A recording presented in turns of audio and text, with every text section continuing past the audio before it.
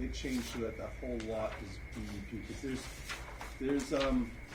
there is an old building back here, right? Yeah, it's up here actually. Okay, it's on this side? Okay.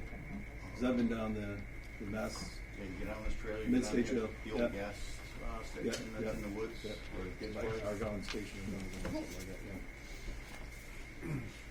So the zoning changes actually go to the town meeting, and they need to require a 2/3 town vote to change zoning, so, we, review and potentially, support or not support, and then it would go, be set in front of the town to vote, to have them vote on, potential change. Okay. That's the process.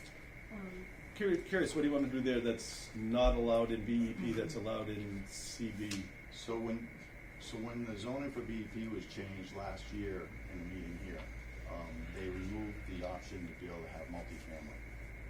Okay. So this is right on Carroll Hill Road. Yep. It's right next to it in Yep. commercial. Mm-hmm. In, duplexes here. I didn't think it was going to offend anybody. So that was one of the things we wanted to do.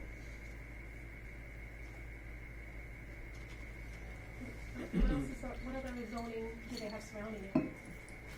So this is all BEP all the way up here, all the way over here. This is all BEP all the way back to Dan Price. Yep. This is commercial. This is commercial down here on 20, and then right across the street is CB, Burlingame's, and then right down the street from Burlingame's CB. Yeah, this is CB here, but this BEP parcel is this whole parcel that went all the way over to North Side Road and up to the Pike. The plan was a big business park in there or something like that. That was kind of a spot that was, according to the master plan, was set aside for a business park. Do you own any other properties around there? I wish, but no. That's it. That's the 30 acres.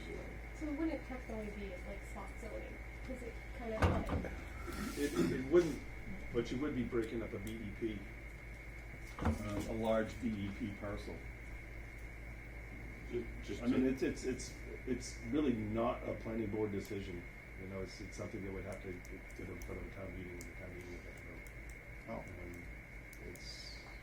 so it would really just go as a warrant article to the town meeting, the standard process, and you would. You'd have to do a public hearing, excuse me, through the planning board, just for outreach to neighbors and through that whole planning, the public meeting process, public hearing process. And then we'll go in front of the town meeting to either go up or down. When's the next town meeting? Special town meeting, October, or is it end of September, October? It's usually like October. It's October. Yeah, mid-October. But that, I mean, it would give you the time to be able to do, because you need to send out letters to the abutters, right? The non-abutting communities for zone change. Non-abutting communities. It has to be advertised in the paper, so But it it's, is it. but it's a whole process. Yep. And we need a better map, Okay. a color-coded, Yeah. smaller map. That shows that, Just so it's just better to kind of figure out what other zoning surrounds it. It's kind of like kind of zoning near around it, so that's why I was hoping it wouldn't be I mean, any friction. the plan, I think everybody in the plan, and we have our own opinions, but typically we don't like to carve out pieces of, even if there's different owners, large common zoning to, for a parcel to break up like the future development. Not that we don't ever either. It's just that tends to be how we look at things. But whether we vote to support it or not, you just need to kind of go through the process and go in the residents and the voters in town will decide. Okay. Sounds like a plan. And if you have any questions, I guess you can call you and work the process. Okay. McClure's good at putting the maps together, different color codes and the surrounding, Yeah, he's done some work So, on it in yeah. other towns, so it's good. But he's really busy right now, so that's why I'm here on my own. And Jane knows all the process and everything else, so you can have she can walk you through all the different pieces to kind of push it forward if that's what you decide to do. Sounds good. Okay. We'll get working on it. So, Thank you, guys. Thank you. Thank you. I've been pass this around, sorry, good stuff in front of me. Yeah, that's just, Sorry.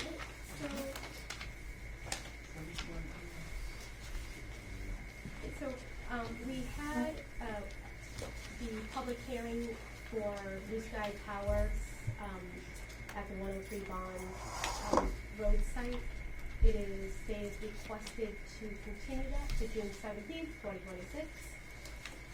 Make a motion to continue the public hearing for Blue Sky Towers to June 17th.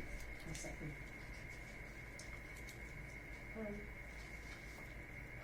Any questions?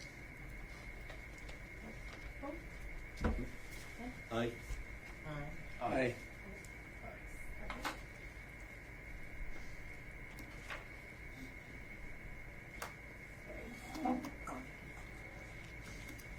Since we're just gonna continue that, do I have the next 645? Yeah.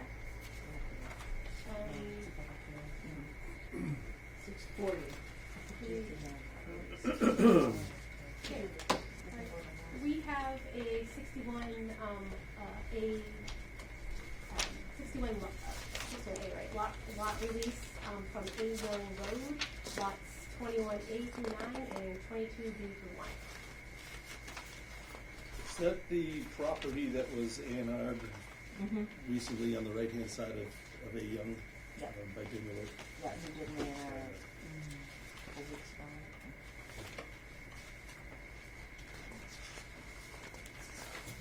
Well, it seems like a logical follow-up to having done that, Yep.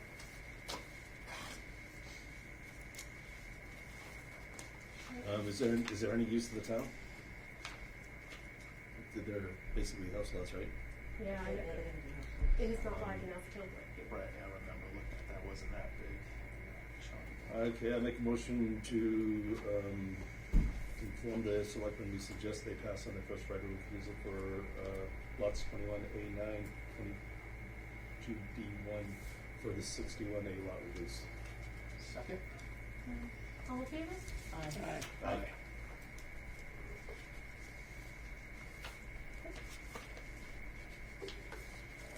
So, That went too quick. We could do the 60. okay. So, other business, time unknown of posting. I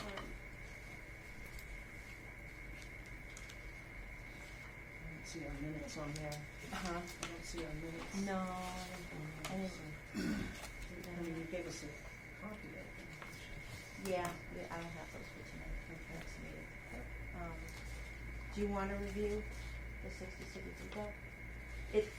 It's been paved and Mike said he has no problem, so the applicant wishes to, be able to get a notice to proceed for the next part, which Mike has no problem, I'll just write a letter to Kurt tomorrow. Yeah, I mean. If Mike's happy and yeah. it's no issue. Just figured if we had a formal vote, not get a letter to him. Is everybody fine with? He's cleared that out now, moved the dirt and paved it to the turnabout. Yeah. Okay, okay. Did you have pictures? Yeah, Good. it's good, yeah. Well done. Very good. Can we just have a formal vote so we can have Jane write a letter so they can proceed? Make a motion to approve the work done at City 60 Depot Road for the townhouses. The binder course of paving has been completed. A second? All in favor? I'm sorry, any discussion? All in favor? Aye. Great, so we had a public hearing for the Carpenter Hill definitive subdivision. I don't think, they didn't call. Nobody came, so I guess we'll continue that. Now, the public hearing's been open for how long, and have they requested an extension, and are we getting near that point? They have requested extension, so we're all set, but Okay. they did not on this, but we have to continue it. Okay, Okay, I just wanna make sure that Yeah. we're not pushing up against any deadlines. Yeah. So I would say till, our next meeting. June 17th. Yeah. Make a motion to continue the Carpenter Hill Fabiola Estaverni subdivision plan modification until our next meeting, June 17th. A second? Any discussion? All in favor? I, Aye. I don't think there's anything else we can do on that, it's just more of sitting around and waiting, I don't know. Been several continuances already on that, 4. So,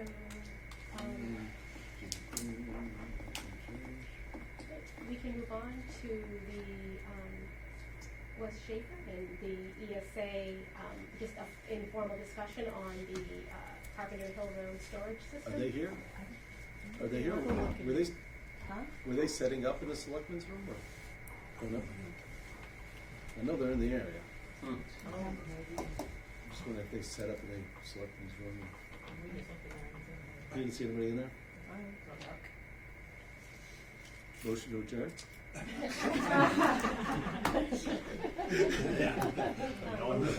Just kidding, just kidding. Front I mean, door. withdraw the motion. Was locked, the side door. Was open, but maybe they didn't know that. No, so Laura just went out to see if they were outside. And a few minutes before I that, know they this were is all informal, locked. but I just really, want, Mm-hmm. to know a little more about what they're doing for outreach. Mm. So, No sign. Yep. Maybe they left a We little were at note, the- a little sticky note. You saw it? We had a meeting before this, for the community advisory. Yeah, Community Advisory yes. Board met at 4 o'clock across the street, so Well, it's good. I snuck in and listened.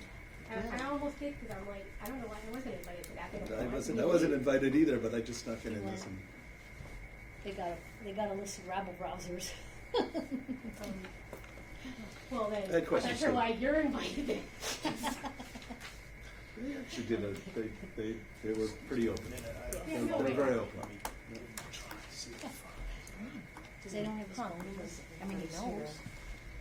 Well, they knew they were, they may have thought it was at 7, because it was 7 o'clock. We can Oh, take wait.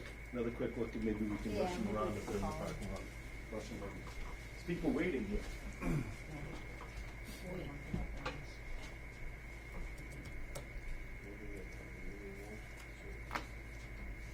I have an email. Yeah, Come on, Lauren, why don't you give us the basics, of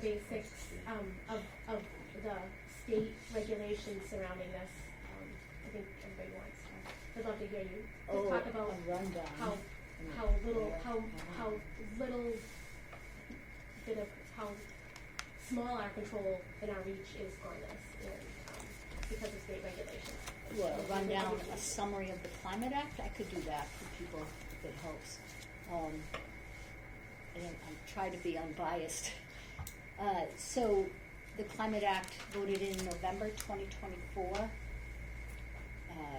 It's an act to promote renewable and green energy, but in that is streamlining and fast tracking projects so they don't get tied up at local levels.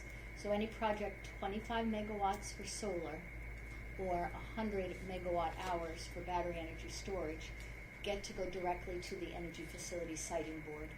Once their packet is complete, the board has 15 months to issue an approval. Not us. Not us, it Exactly. goes to the state. They grant us 2 public hearings. They want a couple outreach meetings to listen to the community. There is some scoring matrix, that they can follow. But the bottom line is everything will basically be approved that's large. Anything under 25 megawatts, the town has approval over, but if we say no, they go to a de novo decision, which goes directly to the Department of Seems Public embarrassing. Utilities. It doesn't go to the Supreme Court or another court, they don't allow that, so the part of that Right. decision said that if we say no, nobody in town or the town can't sue to say, we still don't want it, we wanna fight you, it doesn't, they won't allow it to go to the next level. Yeah, so we basically have, our zoning that's existing, we don't have to change it, but we don't allow solar over 5 megawatts and batteries over 5, Yeah. right? Mhm. So, but we do allow it in various parts of town. So we would probably deny based on current zoning, and they would turn around and go directly to the Department of Public Utilities. So it's overruling our local zoning. Is this a similar situation to that LNG? Yes, it's got Yes, Absolutely. yeah, Energy they, Facility Siting Board chooses where it goes, and And this And- is gonna be this is gonna be private? This isn't Grid doing it? this is not Grid doing it. no, This but is- they do have, you work for Grid, yeah, they Yeah, have to connection have so many agreements. energy credits. I'm fuzzy about that stuff. But we have a new substation going in on Snake Hill Road. And this parcel that's before us now is off of Carpenter Hill. It's a private landowner who has like 50 acres in there. This project is leasing 40.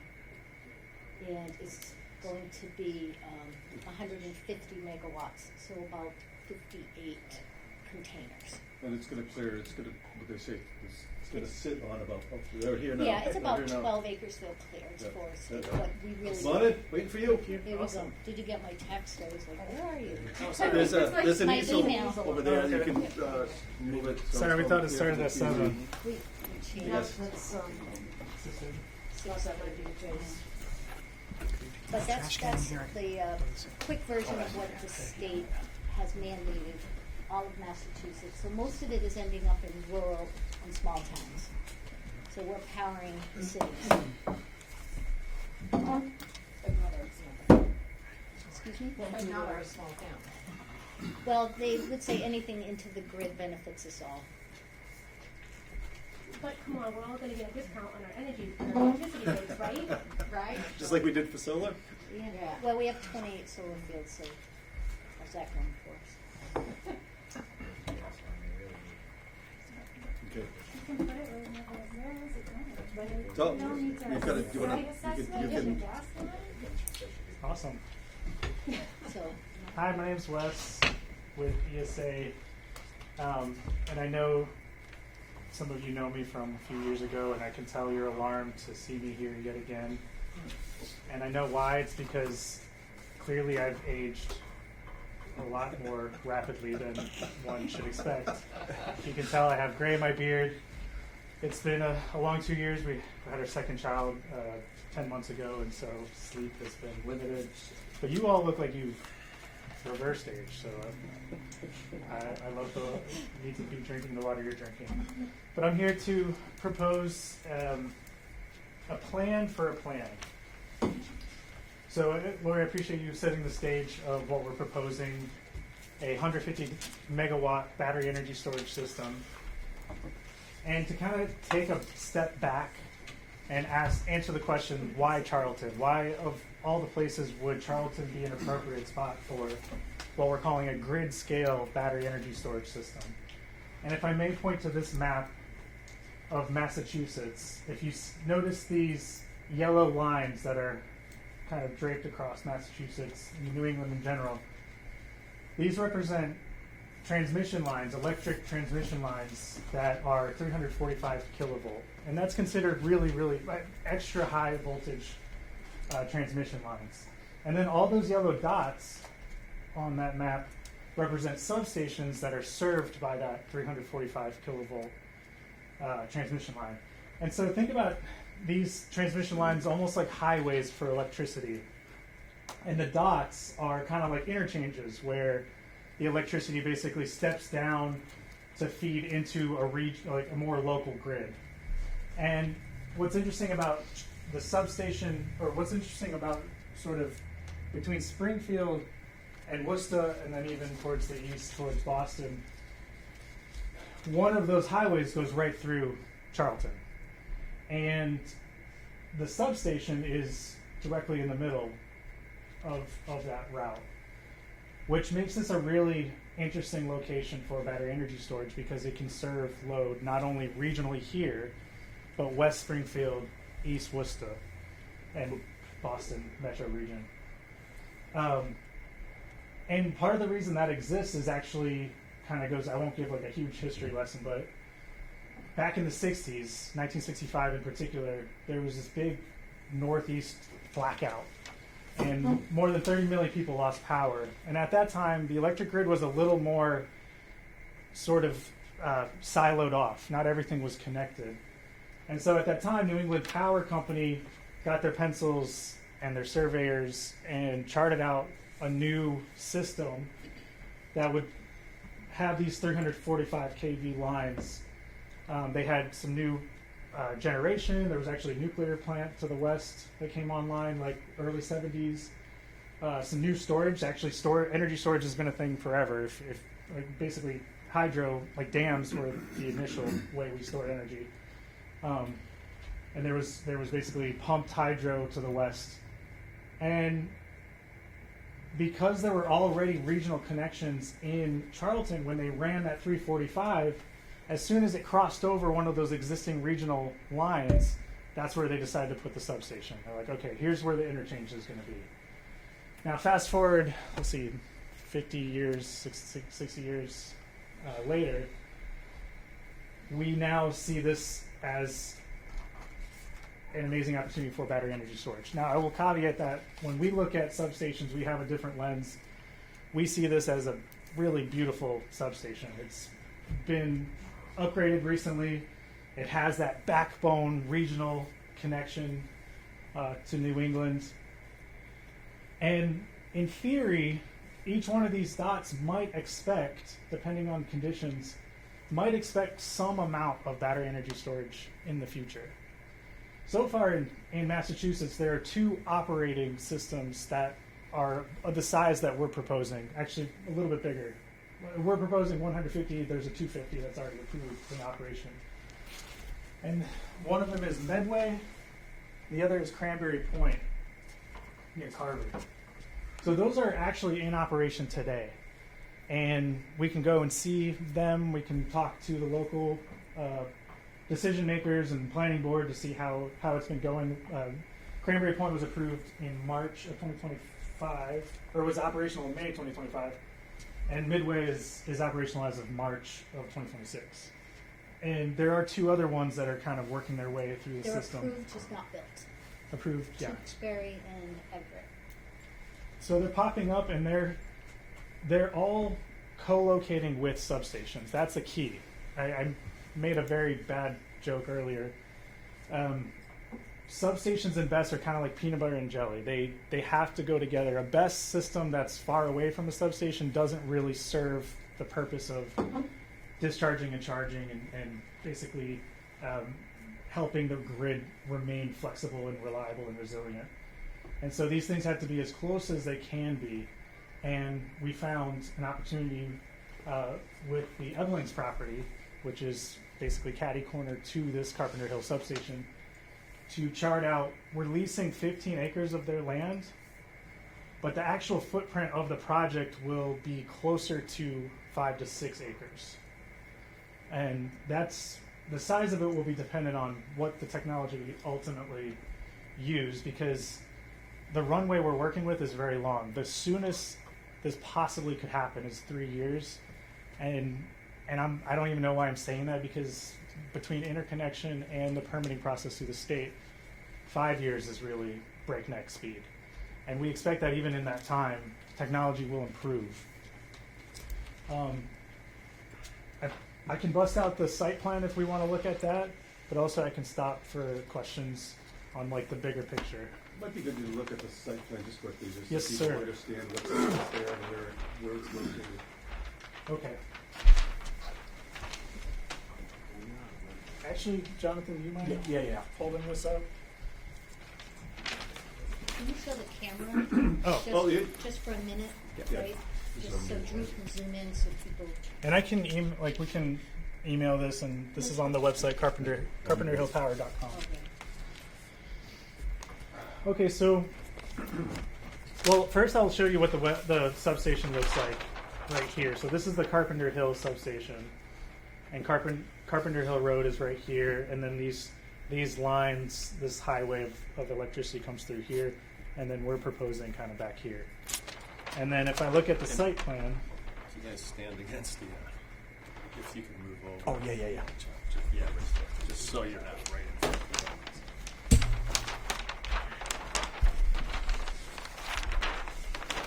Where are we going? there you go. There we go. Okay, so we have Carpenter Hill here. Here's the Carpenter Hill substation. There's this highway transmission line, 345 kV. Here's the Eveling property. This is where they live. And then on the east side of their property, we're proposing a 15 acre lease. So that's what's shown here. This is 15 acres with lease. And then the footprint of the project would essentially be this fence line plus 50 to 100 feet of clearance around this. And each one of these are battery modules that look a little bit like if you cut a shipping container long ways in half. They're about 9 feet tall, and within them they have batteries stacked within cupboards, or within container, basically cupboards. Did you say it was like about a quarter mile from Carpenter Hill Road? Yeah, 1,500 feet we measured from like the edge of the road. So if you follow the transmission line, about 1,500 feet is roughly where the area is. We expect that this will not be visible from any public right-of-way or even neighboring properties. But I think the things to be concerned about include noise, which we can talk more about, emergency management. So if these things go in what's called thermal runaway, that's basically an event where the batteries can heat up and then basically cause a fire event. And then construction traffic, I think, is also something worth being sensitive about. But I think from a visual standpoint, there won't be a huge impact. We also want to be mindful of the area that we're clearing of trees. We know the code allows for up to 30% of a parcel to be cleared, and we would not want to exceed that code allowance. Is there already work being done there? There has been work on the line unrelated to this project. There's been a large upgrade over the last few years, and I believe they've come through this area, just basically upgrading the poles from wooden. Back in the early 70s, they're all made with wood, and there's been some like weathering, hardening. So there's trucks and motors and stuff in there now moving, like there's rock. They must be part of that project. Possibly, I know there was a new substation built for the Amazon project like 2 years ago. Further down on Smith Road. Yeah, a little bit further down. I don't know if that's maybe. They might be doing some work at the farmland by the road. Okay. Definitely some work. So is this on the Carl Stewart side, or is this on the back side going down towards 169? So you can see the Carl Storch building. That Carl right there, Stewart, yes.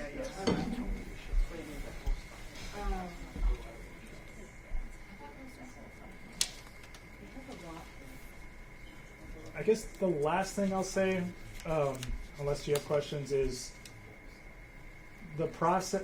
Right now, we're sort of in this community engagement process, so we're not proposing this project to the state yet. We have two objectives basically over the next 6 months. One is to talk to as many people as we can about this project, be as clear and transparent about what we're proposing, answer as many questions as we can. And objective two is to work with the community to develop what's called a community benefit plan or community benefit agreement, which is essentially what is the ongoing benefit of this project beyond just like the electricity reliability story. What about things like, taxes, or what about? We talked about a few things at the community advisory committee. So those are our two objectives, basically, at this stage. But we'll go to the state once we have a community benefit plan framed out. Then we would go to the state for permitting. So you're going to have a 345 interconnection there? It's already there, but we will. in order to connect to the substation, we'll sort of share that right of way just outside the right of way to connect our project to the substation. But you have your own little substation. John works in the field, so.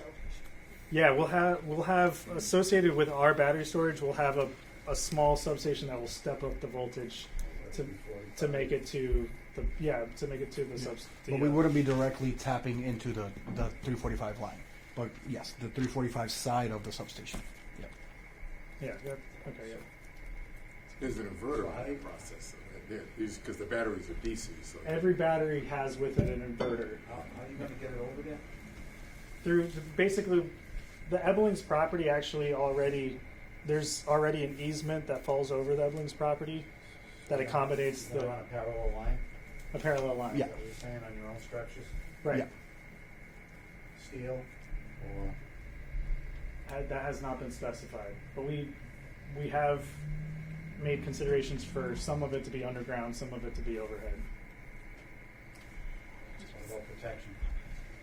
We have to meet all sorts of protection standards through our interconnection agreement with National Grid.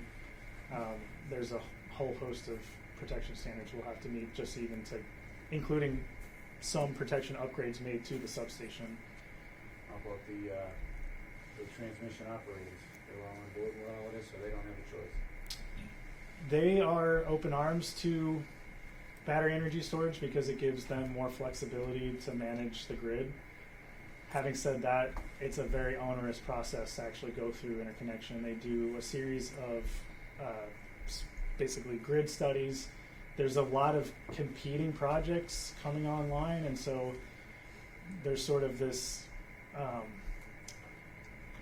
herding of the cats to get all these studies done in a way that actually that we expect they'll come online in some particular order, if that makes sense. So assuming if you're having your own mini sub there or whatever, they bump it up to the 345, you're gonna have your own sectionalizing equipment and so on to isolate it if there's anything that goes wrong on your side?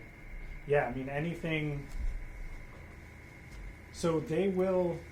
I'm not sure where in the process it becomes their line. We typically will have a series of poles or a series of protections on our side, and in this instance, I'm not sure exactly where it becomes theirs versus ours, but I can get that information. That I know that would be spelled out in our interconnection agreement. Yeah, but at least knowing just a little bit about the stuff, my concern would be is the phasing would be wrong, and if for some reason that thing stayed hot, you'd create a safety issue for the people that would have to go out and respond, potentially. Yeah, if there's any interruption or any issue, the system shuts down. Do they have a choice, I believe was his second question. Does the utility company have a choice? Yes. That was your second question, I think. That was the question. May I request, can you kind of expound on that question? Well, I mean, obviously the state has their criteria for whatever they're doing now. They passed that law, whatever, a couple, 3 years ago.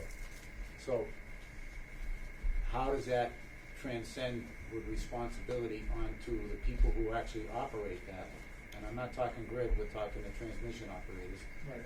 Do they have a choice in saying, no, we're all set, we don't want any more, or this isn't a good spot, or anything like that? It just depends on the available capacity on the substation. Let's say it's already met. They're like, we're not going to take the project because it's not going to be useful here. So as long as there's available capacity, they'll welcome it. So when is that determined though, in the process? the ISO, New England ISO. But do you get ISO's permission before the states, or do you? It doesn't make any sense. to It get can the run in state's permission. parallel. it can run in parallel. Yeah. It can run in parallel. They basically, the ISO is looking at it just purely from an electricity engineering standpoint, and safety and reliability and being able to manage the load and production of electricity on their grid.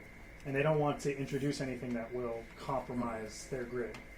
So and when we talk about New England ISO, it is sort of super to Massachusetts because it's it's multiple states that New And England that's ISO. those yellow lines that are running.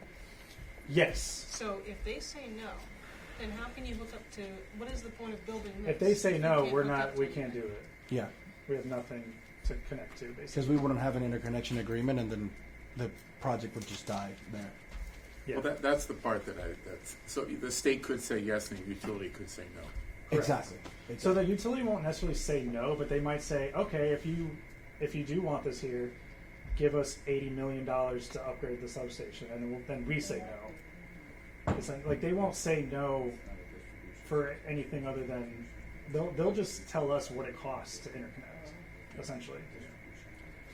So is it your Is there team? someplace where you can see what protections you have for any environmental issues, should there be a malfunction? How many, Because if you how many have, homes might be, how many private wells might be affected, things Because if- like that? because if you have where this is supposed to be, there's a waterway starting right at the back of that, leads to massive beaver pond, leads to all these waters, runs through our property, many other properties. Goes all the way And what down to guarantee do Cape. we have that we're not gonna have contaminated wells, contaminated waterways? Because that leads to all of Goes this. all through McIntyre, goes all the way down. Goes Right. all the way to Sturbridge, Dudley, Southbridge. Absolutely. And That's- what's next, the data center? So data, so let me ask you answer the fast. question on water, then data centers.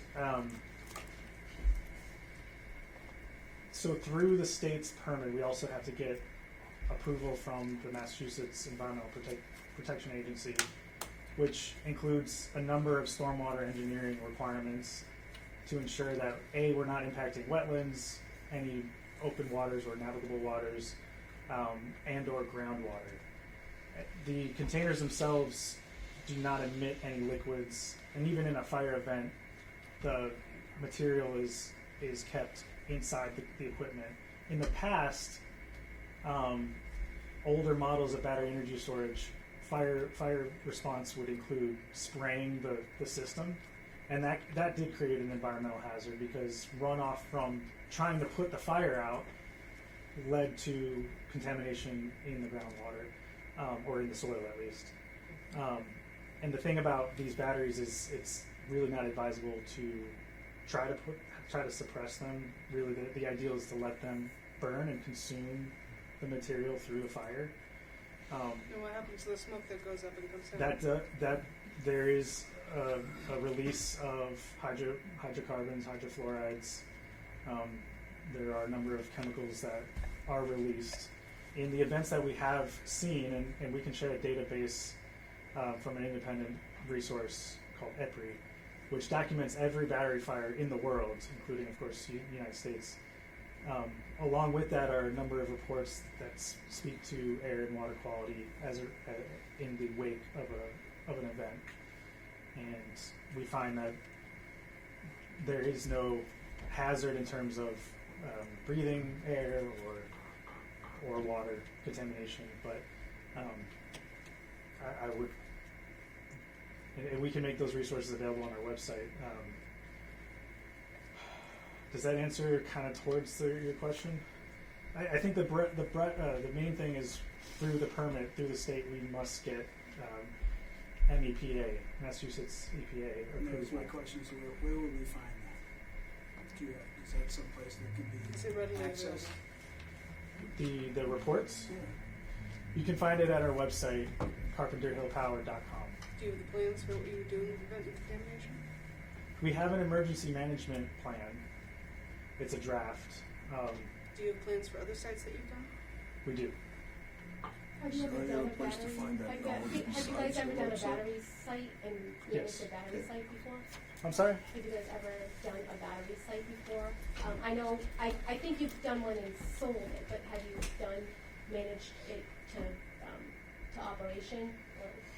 So the way we normally operate, we mainly do pre-development, what we call pre-development. So we get it to a certain point, we get permits, initiate the interconnection study, and then a larger company would then acquire the project and then build it. But none of the projects we've permitted have been built. So on the water point and things here, on your website you talk about a lot of different studies that are being done, acoustic, environmental, everything. Right. But you say that none of them are either, I think there's one that's in process and the other haven't been thought about or we don't know is listed on your website. Right. Can we would those different things be made available to the community prior to the start of Those this studies project? are done during the permitting process, so once they do the public outreach, then they'll present that. Do those become available? I'm sorry, you guys added me to Actually, that was exactly right. But maybe, if I'm reading your question right, maybe it would be helpful to produce like similar projects, because there are two that have already been permitted. Yes. And maybe we can produce, like, link people to those resources to see it. Because I would argue that we're going to be similar to what's already been produced. Yeah, I think that would help with your concern. And you can reach out to Carver and Redway, it's all public information, so whatever, like, their process for the state, all the records are available. And one second thing, in past emergency situations, I know different battery chemistry across the country and things. Right. There have been instances where evacuations of up to 2 miles had to take place around these sites. 2 miles around this site impacts quite a number of large properties, including Treehouse Brewery, the new Amazon facility. Quite a Don't number. take out Amazon. You're in trouble if you take out Amazon. Quite a number of properties sit within this 2 mile radius, and I don't know specific to this battery chemistry, but maybe the fire department can help on this emergency management of if something were to happen to this station, how do you manage the emergency fallout of surrounding large properties? Yeah, that's actually a question I had, but now that it may not be your bailiwick, but what are the failure modes that this process could have? What are you going to tell the town so that the fire department, like you said, doesn't run in there with a hose and start spraying water on it, okay? And two, does the town have the expertise to inspect it and go? I know the town doesn't have a lot of say in this, but you're putting it, once it's built, the town now has to deal with it. Right. So are you or the construction company Right. going to put together, in a sense, as I call it, a failure mode scenario of, you list the failure modes so the town can do a risk analysis to say, do we have the equipment Right. to fight this fire? Do we have the personnel trained? Are our inspectors trained to go in every so often and inspect this place? Right. And the cost to the town to get all that stuff. So is that in your bailiwick, or is that gonna be in the construction company bailiwick? And if that's the case, for us, the town, it's too late. Right. Because the town can't plan for any of that stuff when you've started construction. So hopefully you can supply what you think it's gonna be, or from some of these other sites. Right. What is their plan?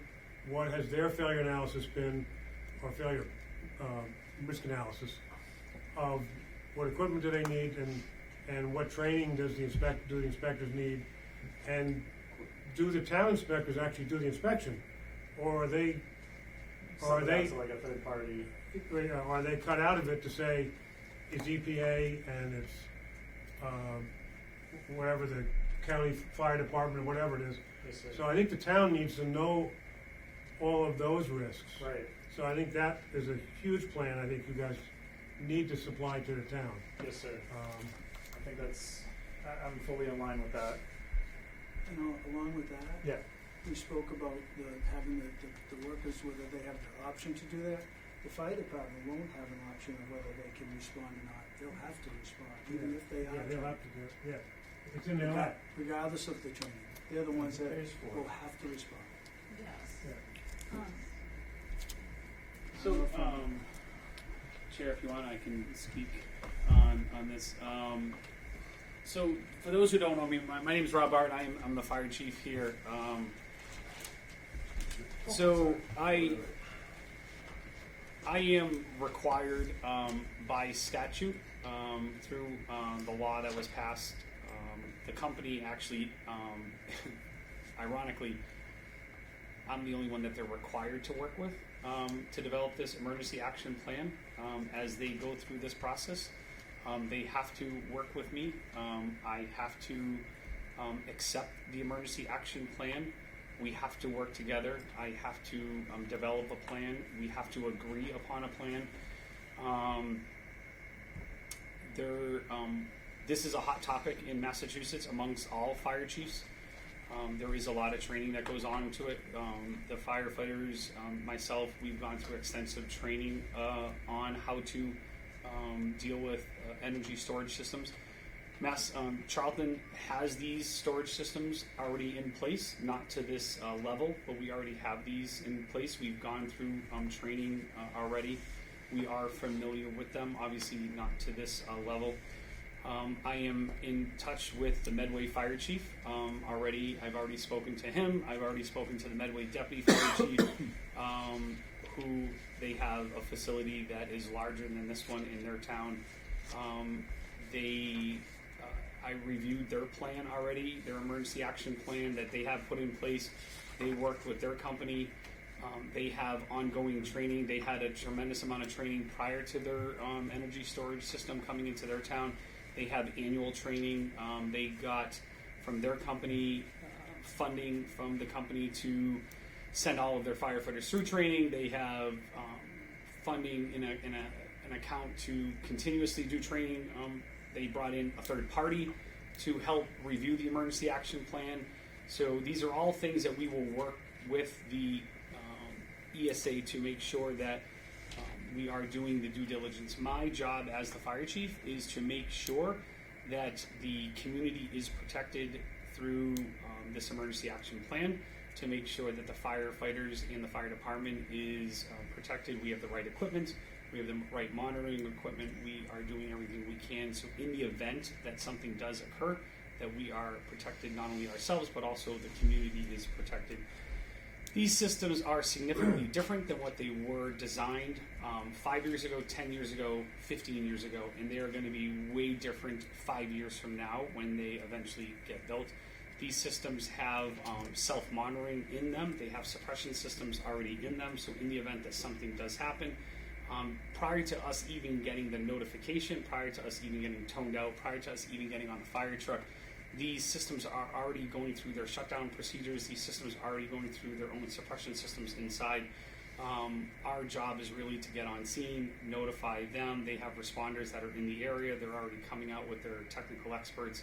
And then our job is really just to start cooling the other areas around them to prevent any extension into the other cells. So that's predominantly what our job is there. And then to monitor the other cells to make sure that we're keeping an eye on temperature control.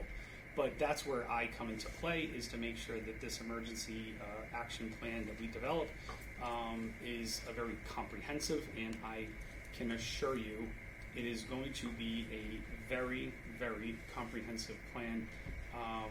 It's consumed a lot of my life already in a very short amount of time, and it's going to consume a lot of my life over the next several months ahead. So, but that's where I come into play because of the law that was passed. They're required. I'm going to get to know them very well. They are required to meet with me quite regularly as we develop this plan. I didn't meet with them yet. I haven't even met them. I said hello to them at the October town meeting, but we will go through this whole process. I'm assuming that plan will work something in for that natural gas plant that's within this 2 mile radius as well. So Yeah, so we take everything into account. One of the gentlemen at the meeting that we had earlier over the library asked a similar question. Do all of these plans and all of these communities look similar across the country? And they don't, right? Because Charlton is unique. We're much different than Medway. We're much different than Tewksbury. We're much different than Everett. We're much different than Boston, right? We don't have a very large water source. We have a smaller department. So yeah, our plan is going to be looking a lot different. We have businesses that are different in the area compared to what Tewksbury or Everett does. So yes, we will take into account everything that's around there and make sure that our plan is built for our community and for our area. So from talking to other facilities, is there any capital equipment that you're going to need to we will work make with these things? Yeah, obviously for the town to be able to, unless they're going to supply it. Yeah, so we're not the townspeople aren't going to supply anything for this facility. Nothing is going to come back onto the town for this facility to come into this town. So if you had to buy a piece of equipment, either the state or somebody's going to be purchasing it, not. Nothing is Carlton. going to come back onto the townspeople in order for this facility to come into this town. We would have to This hire emergency workers. action plan is going to be developed for any equipment that is needed in order to fulfill this emergency action plan. Will be worked through with the company. For how long? And if I may add to that, the ones that we have permitted, that's been part of the host community agreement that we've made with them, that we provide the funding for the, I think in Midland they asked for special nozzles to do that curtain cooling, and that was like one of the things that we agreed to pay for. well as It helps the training. town. With And the training, scale of and it, the though, training. would you have to hire more fire personnel? Because that would be coming out of our tax dollars.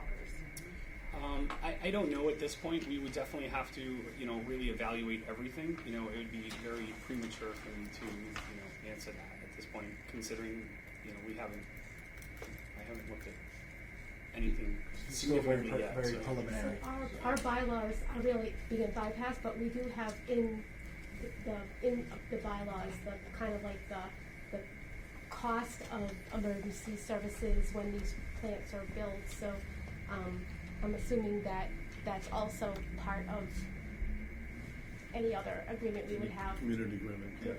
We already said, that's what I said, we already have that written in. Community benefit Yeah. agreement, yes. So I want to say that on your site it said it was an energy storage system, but later on you said it was a data center. I also want to say that it's also privately owned, and a lot of these data centers are also privately owned as well. I'm just making a correlation just to make things clear. So a lot of these things come into sense that they store a lot of energy, and that I also saw the data packs from Tesla that you had, or that you are compromising for your storage system. A lot of them failed for other projects that were done in similar manners for energy storage systems and events. One of them was on 2022, and it triggered a shelter-in-place advisory in a months-long shutdown, and another one in Queensland.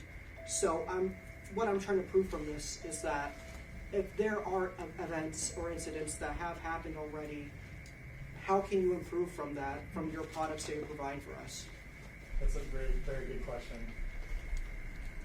I think one thing I would differentiate with respect to the 2022 is, if my recollection serves, that was a different chemistry. It was a nickel, manganese, cobalt chemistry, which is considered to be much more unstable compared to the lithium iron phosphate chemistry that these batteries will have. And who knows, maybe even in 5 years we'll be using sodium ion or something that's even more stable. But to your broader point, I think that the chief mentioned how busy he's been, how consumed he's been. And he's one of thousands of chiefs across the nation who have been working on this and have been active in NFPA, writing the NFPA standards, which are guidelines we adhere to. Those are national standards. The chapter's NFPA 855. And every 3 years, they've been updating this with additional requirements, additional standards. The technology has outpaced even those standards. And so compared to 2022, the ventilation system is better. The cooling system is even better. In 2022, those were basically HVAC systems for cooling. Now they have what's called heat pumps, which actually pulls heat out of the system and more efficiently and more completely. And so just even from the prevention standpoint, just before you even get to the thermal runaway, they're managing these things at broader ranges of temperatures. So they've added, 40 degrees Celsius on both ends of the spectrum, hot and cold, in which they can manage these in a broader range of temperature changes.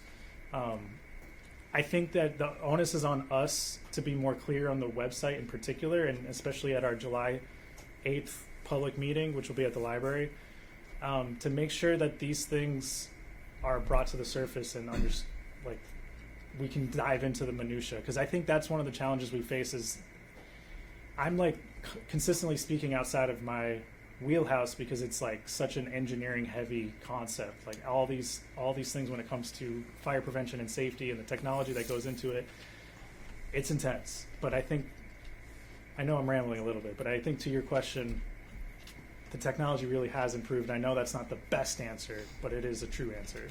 And if you could show us where it says data center, we definitely want to correct that because we want to be clear. This is energy storage. It's not a data center. So if you could show us, that would be great so we can fix that. Yeah, of course.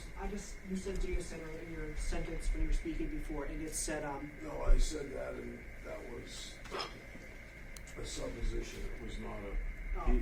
Just to be clear and fair, I said it. He didn't. Yeah. Just Okay. say it. So it doesn't say it on the website? Did No. you see it on the website? It says energy storage. Okay, Okay, good. Okay, good. Okay. One, if I may I just, still have a oh, question. go ahead. We'll Yes, give sir. you a chance. So, Yes, yes. Sorry. ma'am, you go ahead. Okay, I have a couple of questions now building up. Can you go to the other map, please? Yes, ma'am. So, for my clarification, you guys lease the land and you say this is a good spot for this place, and then you send it off to the contractor and it's out of your hands. Is that kind of correct, or am I wrong on that?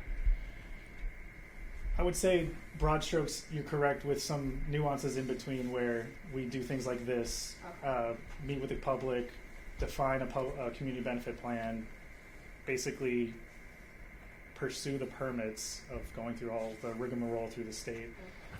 And then, yes, we would have a buyer. I will say just like, I don't know if this is relevant, but buyers are tentative about battery storage in Massachusetts with this new law, because it's not been tested yet, and they're actually concerned about the community engagement part in Okay, and particular. you've already leased this land, correct?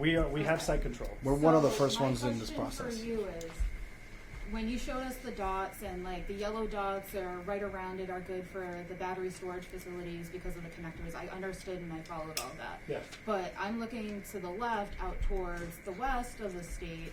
Like, what made Charlton your number one spot when you have 1, 2, 3 that I can see right here that would be better over there, closer to the larger cities, and not near, underneath 30 miles of fuel storage that's currently in place? So that's just kind of my question. Like, why did you choose Charlton? Well, I will say we have tried to go to a lot. I mean, and we do have site control over other parts of the state near substations. We do basically as part of our seeking process, or our prospecting process, is we're very infrastructure focused first. So we look for all the lines, all the substations, and we literally will go to the substation, count how many transformers there are, reclosers or whatever, and determine, okay, does this meet a certain requirement that we think it needs to meet? And then we'll look at land around it. Is there a parcel that actually can hold this? And you know, and some of the, especially in more of this urban area, the parcels are much smaller and much more compact, and so there's not necessarily like open space unless you get multiple leases across multiple parcels. Well, there's other areas where there's already other projects proposed, so would it make sense to add another project on top of that? Yeah, they're already consuming the In your capacity. planning, are you accounting for the disposal? Because batteries only have so much life, Right. and they're not really renewable. Like, people have been burying batteries in the desert for years now. Sure. So, like, is that going to fall on the town? Like, is there going to be a separate area for that? Like, Decommissioning is a requirement of the proposal that we must safely remove, and restore the land to a pre-development viable situation. And I'm not sure if that includes replanting the trees, but maybe that needs to be part of the community benefit plan.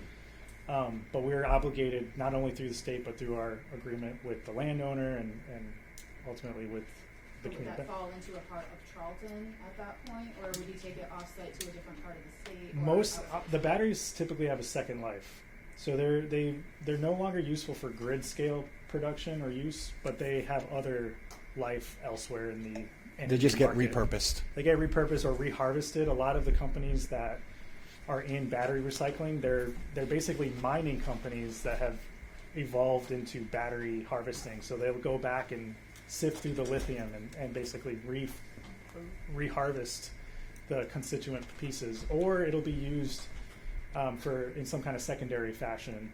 And sometimes there's a really good example of this in Texas. they'll be restrung up in a different way so that they are still grid scale, but in a very sort of DIY, like, I'll show you an example, but it's kind of interesting. So there's secondary life and or there's harvesting. Okay. And then my final question, I apologize everybody. Do you know what the distance is to your closest underground storage pipe?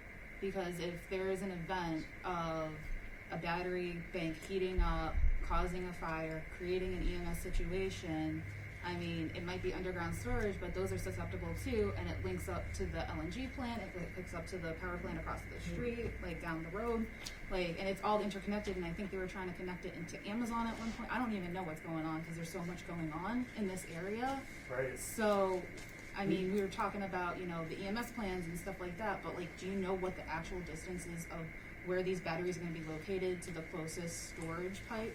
Yeah, I believe. Gas pipeline. Yes. Underground. I believe the gas. I'm still gonna look up. If I'm not mistaken, is this the gas line? I don't recall, but part of the interconnection study as well is we need to have certain setbacks from any existing pipelines or things like that. We can't, they wouldn't allow us to just pop it on top of it. I think we see this less in Massachusetts, more in places like Pennsylvania, where there are gas lines and wells that are unaccounted for. It's a little less common in Massachusetts. I'm not sure why. I guess it was like Wild West in Pennsylvania for a long time. But I guess my assumption is that it's pretty well documented, and currently we're not seeing any underground lines on the area that we're proposing. But of course, we need to do geotechnical. I mean, part of the permit is doing a geotechnical analysis that involves like ground penetrating LiDAR and kind of things like that, and that's even part of our stormwater as well. But those are very good questions to make considerations for. I appreciate So it. as far as the question of Yeah, yeah. Sorry, you waiting. I appreciate it. Go ahead. So there's a few things pop into my mind here. I'd like to thank Chief Barton in public for saving my life, first and foremost. Thank you. Why wouldn't you have an environmental engineer here? Why wouldn't you have an electrical engineer here? I mean, I might know the exact count of insulators that's on a 345 kV. I'm full of cancer from working under it my whole life, probably. Gotta say probably here. Don't know, probably. But no one else knows what in the hell kV is. And it just, it seems that, you know, and forgive me, gentlemen, I don't mean this, I'm a little hard of hearing, so I don't mean to yell at you either, all right? No, you're good. But it just seems to me that you're here to sell us a new kind of Coca-Cola. You know, you're selling us Royal Crown Cola, and, you know, it's all good for you. And I'm considered a youngin' in this town at just under 20 years. Now, I'm going to die here, by God. I hope. I hope it's not ruined. I hope all the trees aren't cut down. I hope that we all get to still enjoy it. Because everybody seems to want to come out here and put in solar field after solar field after solar field and cut down some more trees. Well, what happens when you run out? I mean, there's no mystery in taking DC a couple miles, 10 miles, 20 miles. There's no mystery in that. Why, Charlton? Why must it be here? Why can't it be in Westover Airport Space, pulling a location out of my mind? It's already got no trees on it. I mean, why Charlton? Why? We're not all. There's a bunch of us wearing casual clothes here, but we're not all redneck idiots. We're really not. And I'm going to stop here because I feel I feel almost like I'm being insulted at the quality of some of this material. The theys, the might be's, the should be's. What's the chief going to do with all that hydrogen fluoride that comes up? I'm going to cut it off here. Appreciate you coming, though. No, I think that's good feedback. As part of this process, we do want to surface some experts. We're proposing a webinar in August, which will be with basically a fire emergency management specialist who's been working on projects all over the country. He's based in Connecticut. That's a long ride, you know, to have a webinar. I know. That's a long ride. Well, so we could do it in person as well, but he I'm has. sorry. He I does gotta have be some quiet. situation home. I have very home- strong feelings about this. Wes, Yeah. can you explain the process that you need to go through to get to where you want to get to in your system? Yeah, it's I think this is kind of just an introductory meeting. Right. Yeah. This is not a Right. big This is- outreach. There's plenty of other meetings that are going to happen. I'm not sure that. the whole engagement. The plan. process is a good. What's your process going through for the next 3 to 6 months? Yeah, what's the, I'm curious what the community outreach, is it really only the 2 dates that you're mentioning, or is there more, opportunity? Thank you. And you've got a community, your community meeting that you just had. Right. Are you looking for other members for that? Yeah. And so, If it is the only 2 days, it seems really bizarre that it's Who knows about nobody it? knows about it and it's on a holiday week. this So- is kind of. Yeah. Okay, so we're doing an engagement campaign. It started with last month or 2 months ago, I guess, at the town council meeting, where we just said, "Hey, you probably will see us a bit more in the future." We tabled at the May 18th town hall meeting, and then just letting folks know about July 8th. That's the open general meeting. Do we think that that's a bad date, July 8th? Bad date. I mean, who knows about it? Yeah, I think that it's the communication on it has been. We can push it back if people need The more other thing runway. is, like I told you earlier, summertime in Charlton, there's no baseball games going on, there's no soccer games going on. People don't talk as much around Right, these and a lot these of people gathering don't points. use social media, so I know many organizations just like to throw it on, but it needs to be in the newspaper. It needs to be, like the word public needs to get out there announcements. for And- it to be effective. Yeah, that's definitely our intention as we got closer to the time and had our initial meeting with you guys to put it out there, the newspapers, the local radio as well. For your next meeting. I mean, like mailers would be great because like if I didn't randomly see a random Facebook post, I wouldn't even know about this today. Please. So I have a question. Yeah. This leads me, this discussion, to, so what if all your feedback is negative? Like, are you still just gonna push through with this? Are we wasting our time here? We don't have a choice, right? Are we not having a choice? And I would like to point out the fact that, Chief Barton, we appreciate your work, but we pay him to do things for our town that are currently happening now. And he's already said he's spent a lot of time and he's going to continue. We ought to be reimbursed for that right So now that's- already. like- That's cost. Work. I don't think that's necessarily due to our project.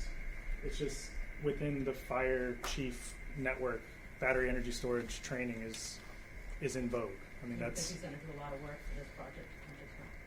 But I mean, I think proportional to what this project demands, I think that's an appropriate ask within our community benefit plan for sure. Yeah, just to go after the engagement plan, Wes, I think Yeah. we really need to reformat. We have to look at some overlapping channels, as you call them. We've got to engage the school committee, the school board, and get in front of a school meeting to reach the whole population. Another segment is the sports population, sports families. Yeah. These families may just accidentally stumbled upon this, and that's why they're here today. Townwide mailing, you guys can cover that, Yeah, right? townwide mailing. We have Yeah. TV Charlton Yeah, here maybe through the today. utility bill. So overlapping channels. Yeah, we need to Yes, get you on bill, TV bill. channel. Send a piece of mail, send a postcard. We're not married to the dates. It's a multi-million-dollar project. Flexible with that as well. That's a good- And this is the exact. Yeah. I mean, anything you wanna do, you gotta notify every abutter and everybody else. Right. I'd like to have an Well, they should add information more session to on I think they need the more too. usage of electricity, the storage, and the different alternative locations. How much and overlap this with the solar capacity we have in town as well. So not only the substations, but the generating capacity of Millennial Power Plant and the solar plants. Okay. So let's have a meeting about that as well. Yeah. Yeah, I think that's Put what- that in context because that's a driver for, is this required? Is it going to be in use or not? One of the questions we had was, originally, the word of mouth we got for this battery storage project was for the solar panels, to store the energy the solar panels make, not on the grid. So you need to educate more, and if it's for the grid, okay, if the grid goes down, how many minutes does it take? How many minutes will you have of grid being up with this plant? That's not for us. That's not the purpose. It won't. No, for them. No, but I mean, what's in those batteries aren't for us. Well, Right, they're if the for- grid goes down, it's going to be for us. Your website states that it's 120,000 homes for 4 hours at peak usage. is Yes. the rate. Okay. That's how much it can. That's how Now, the much question it is, can where's charge. where's those 120 homes? But may not be us. But you know, so it's, Yeah, it's just wherever the electricity. Just to get through, I know a lot of people have questions. I just wanna- So, just some observations, some questions. Now, you've been talking about lithium and, you know, temperature protections this way, that way. Lithium freezes at what temperature? The batteries? Freezes. I know that they're operating. These systems operate as low as -40 degrees Celsius. And that's today's technology, as you've been saying. Right. That's what you've been referring to. Yeah, negative- So maybe whatever you said after sodium chloride or whatever, so it could be a whole different technology. Right. correct? Right. Okay. Yeah. Now, site development plan up there. What have you guys come across? You know it's mostly ledge up there and so on and so forth. Yes, sir. And is it flat? Do you have to start blasting? It's the area that we're showing in here. It's sort of in a little valley. Okay. There are some signs of hydric soils and potentially things that could be interpreted as wetlands that we'll have to dig a little deeper to understand. You don't anticipate any blasting or any large removal of ledge which may impact people's wells? I would certainly hope we don't have to do that. It sounds very expensive. And if so, if that does have to come, are you gonna go within a certain perimeter, whatever the Board of Health decides, and monitor these people's wells, see if there's any effect on those wells in that area? To the extent that that's legally required, yes. And if it's not, that needs to be part of the community benefit agreement.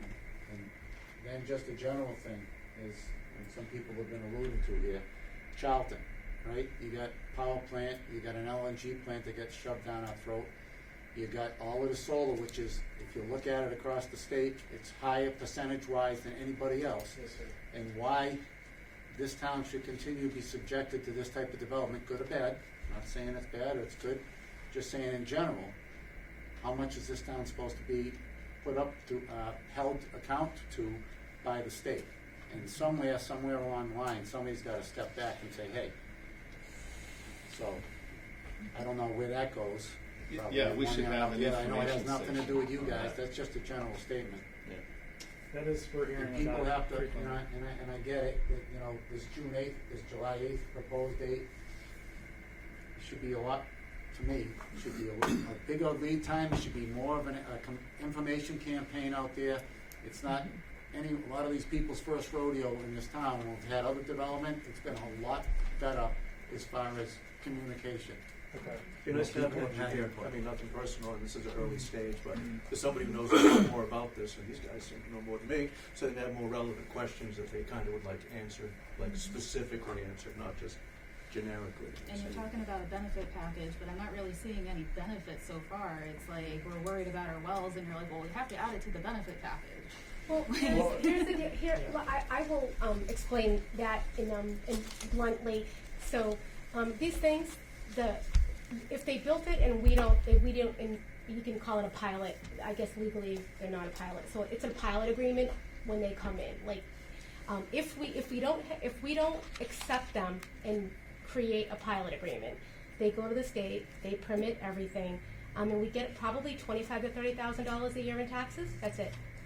If we sign a pilot agreement, if you look at what they did in Carver and what they did in Medway, like so those town cities are getting about between $1.5 million and $2 million a year because they sort of like did the whole suck it up buttercup, and we took the money and made it easier for the permitting for the process to happen.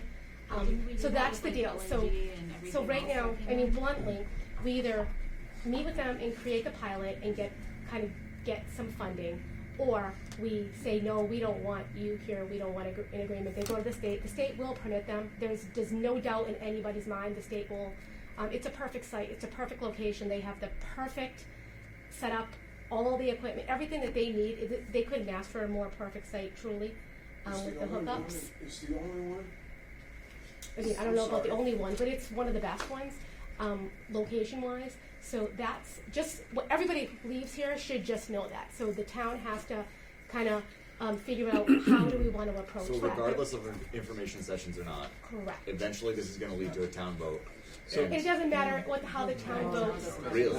It's all about We have no choice. only the energy board So decides, what's- and there's no legal, and on top of it, to add on, there's no, you can't sue, say you wanted to take it to the Supreme Court. No, We- there is legal recourse for the local community. Essentially- when we went to training, when the planning board went to training, they told us that the law does not allow people to go any further than the EFS, the Energy Board. So the Energy Board can decide if we're allowed to sue to a higher level. And the big push is to be zero carbon. They want every single one of these projects. The state this is what our administration, this is what our governor wants. And this But is, there's 1, 2, 3, 4, 5, 6, 7 dots to the west and of us. the governor You may wants, see one of these at every one of those yeah, eventually. because we have our administration and our governor wants a zero carbon state, and this is the only way we're going to get there. It doesn't matter about anything else. That's the energy goal. Patrick, if I could stop you there for a second, though, there's a lot of moving parts in this between what you're thinking, what the state is telling us, and what could really happen. I'm surprised. The state would give you citing authority without even knowing who the actual owner is. No. You will have by that point. You would have the owner in hand by that point. Yes. So probably 4 years from now. Oh, you mean the owner of the battery energy system? The operator, the owner operator. Developer. So it sounds like the state would give you permitting before even knowing who the owner is going to be. Well, so the permit runs with the project regardless of the owner. So because I mean, even if we had an owner by then, they might sell it in the future to someone else. But the permit runs with the project. So regardless of the owner, they're mandated to adhere. If they want to maintain the integrity of the permit, they're required to follow the conditions of approval. Is there something in that benefit packet then? Because now you're talking 20, 30 years down the road of repurposing to other buyers and stuff that will... That's why we have to hire great attorneys to be able to negotiate and look at all the potential issues that may or may not happen. And if I may point out, the state has an intervener program. So as Charlton, you can be an intervener in the state review process. And there's actually a grant that from the state to fund Charlton and the expenses they might incur to participate as an intervener. I can't speak to like how much weight that holds, and I'm sorry that that's not like a specific thing because we haven't seen this happen yet in terms of this new process. But I do, I think that I know I'll throw this out there. I know it seems like Charlton doesn't have a say, but I think you do have a say, and I think in particular, if we can document and You have the say because you chose the site. well, yeah, we chose the site. It is an appropriate site for the application. It will serve a public utility. It will serve a public good. It comes with it risks and hazards that we need to mitigate and understand. And we didn't grow up to be developers that I get that, but you also don't live right next to all of these we developments. do. We live next to battery storage in Florida. We have talk about no say. We have zero say in Florida for solar, for battery, everything. The utility company has vertical ownership over every asset. I live next to 2 or 3 different types of plants. I'm just saying though, like, what I hope we can achieve with this is once we understand the risks, like for instance, the likelihood of a fire is less than the typical average home catching fire. It's more likely that a home will catch fire than this battery, than even one of these containers. Today's technology. And with today's technology, the containers are generally less likely to, like astronomically less likely to catch fire than a typical home. On top of that, the chemicals you might expect from a home fire are much more detrimental than what this would produce. So my final question is, how loud is it going to be? I mean, I mean, half a mile away, are we gonna be able to hear this thing, No. or? What's allowed decibels at a certain distance that you are aware of? So the inverter's 3 meters from the inverter. Right now, they're about 90 decibels. That's loud. That's pretty loud. That's, yeah. That's next to it? That's within 3 meters of it. They're- Between 76 and 90. No, they're 9 feet. That's a 60 hertz tone. So how far 1,000 feet is allowed? The studies we've done have shown that it falls below 35 decibels. What about all the heat pumps? The heat pumps are fairly quiet. Not mine. I mean, relative to the HVACs that they used to have in the Teslas, the heat pumps are much quieter.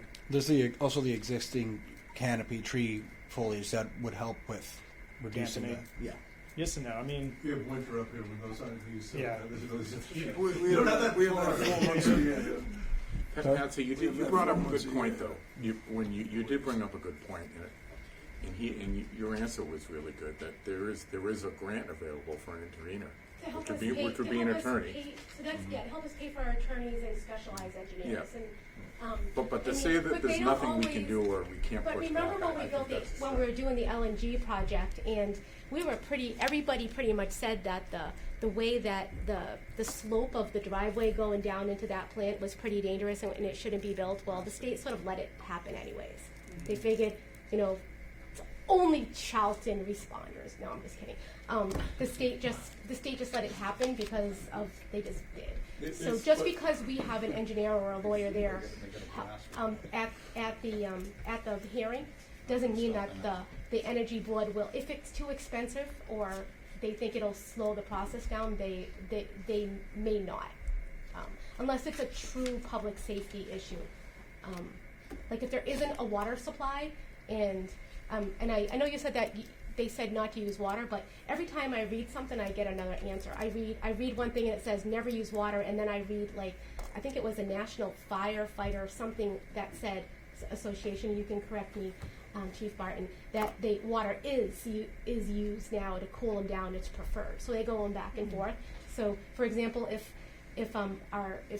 we determined that they need to have water there and they need to have on site a lot of water to put out something this size, potentially the state would say, okay, you can build it, but you need to you need to put in a water supply, or you need to do a giant underwater tank or something like that. And that's why we have Chief Barton that does so much work and is learning all this stuff to be able to make sure that.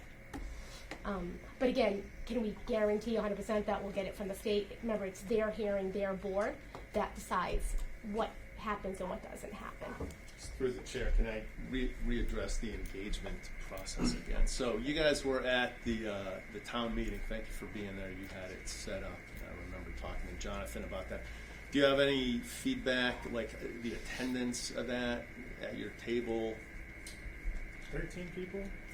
Yeah, it wasn't as much as Yeah. we want. A lot of people were very Right. focused with the annual town meeting, as obviously as you should. So, Any summary of concerns written up from that meeting, that event? we've got a few emails, inquiries of mainly just general questions on safety or noise, things like general Right. questions Yeah. that we hope to address in the bigger scale with the general meeting. Yeah. It seems like what we're hearing here is not a lot of people know about the July 8th meeting that is tentatively scheduled. Yeah. I would suggest, why don't you come back here to the planning board for July 8th, if you've scheduled something, just have a meeting here, and we can review with you the engagement plan, because like I said, I think we need this overlapping channels with schools, sports, the business community, real estate professionals. Definitely would like to have an information session on the utility, the grid, the consumption, again, overlapping solar power on the map with millennial, maybe have an information session on that. And think about definitely the fire safety webinar to be in person rather than a webinar. So, Okay. I mean, can you guys commit to that to get back here July 8th maybe? We don't have a planning. We don't have a meeting on the. I'm sorry, We don't. Just all that stuff. in the July 15. maybe we can, can you guys commit to that, July to 15th? scrap the public library July 8th and get back here for the 15th? Yeah, that works. We're not stuck to a specific schedule okay. either. The state is like, take as much time as you need. Yeah, So it's- all right. That's a Let's- great let's idea, do that. Bill. And then we can have sort of a written plan Yeah, that we let's can do all talk and discuss. We We'll know the channel. Figure out the best way to do this for you. and where, and we can even help set up the location. location. I have it right here, yeah. I know you can. And so the first 4 of them have been rescheduled. You Yeah. didn't hit those dates anyway, so yeah, we need to either definitely reschedule or relook move at just that. based on feedback like this. Thanks, Wes, for doing that. And like having a good. booth, Appreciate you. like the old home day booth might be Yeah. a great, because we have Right. thousands of it's the biggest festival, so having a table on. So that's, It is. been suggested by multiple people. So, Yeah, so hold on, this is Labor Day weekend, the Labor Day weekend, the Sunday. And I know, who wants to come, it's beautifully fall here, so. But you'll get thousands of townies that are out and about, and that's what they're doing, they're going and visiting the booths, and you'll get the most it makes absolute sense to get the most. And, and I'm very sarcastic, I mean, you've dealt with me before, but I know, but we want our residents not to be angry, and understand the process and understand, it isn't you or us. The state has allowed this to happen, and we kind of work with the process. And We want you to be like this filter that we squeeze through, and what comes out is something that Charlton actually embraces. I don't know if that's possible. That's the goal, though.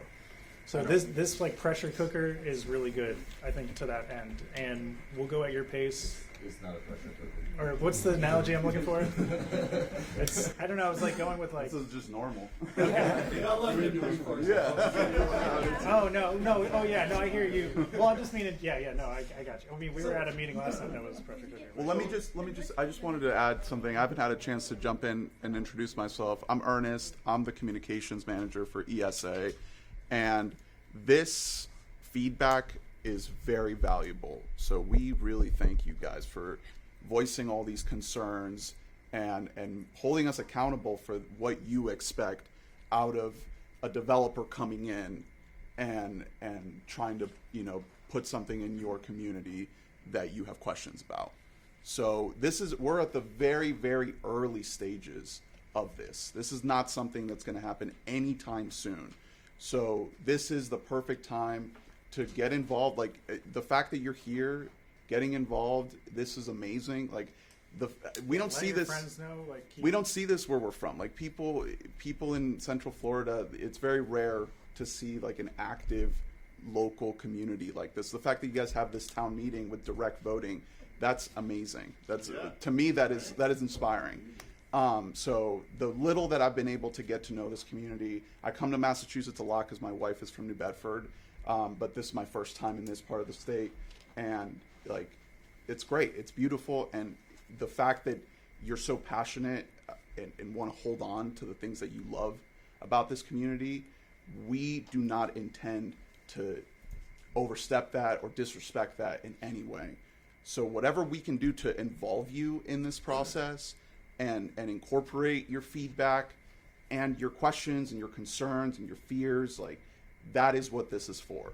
So nothing that we're presenting here is set. We like this site. That's the site that we've picked, but there's a lot that we can layer on top of it aside from the site and all these other things that we're talking about, safety, and just, the general